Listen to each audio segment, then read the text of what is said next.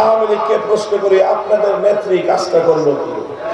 বেগম জিয়া ৮০ বয়সে তিনি কারারুদ্ধ হয়েছেন, জীবন মৃত্যুর সন্ধিক্ষণে থেকে তিনি দেশ ছেড়ে পালিয়ে যান নাই, তার নেতা কর্মীদের পাশে তিনি ছিলেন।